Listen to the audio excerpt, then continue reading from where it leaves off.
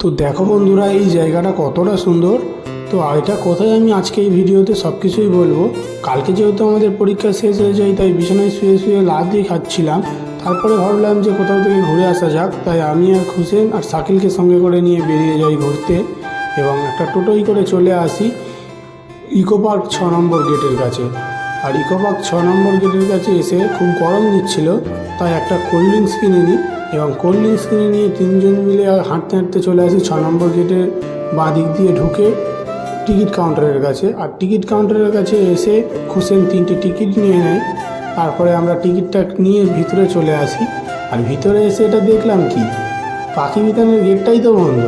এটা আমি যদিও অনেক দিন দিয়েই ইনস্টাগ্রামে দেখছিলাম, তাই ভাবলাম আজকে গিয়ে ঘুরে আসি, কিন্তু গেটটা তো বন্ধ।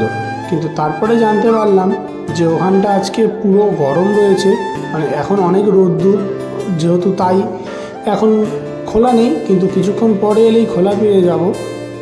তাই আমরা ইকো পার্কের ভিতরের দিকটা একটু ঘুরতে চলে আসি। হাঁটতে হাঁটতে এসে দেখলাম এখানে অনেক কাপেল ঘুরছে। ফটো তুলতে তুলতে আমাদের চোখে পড়ে যায় ঘটি গরমের এই কাকা।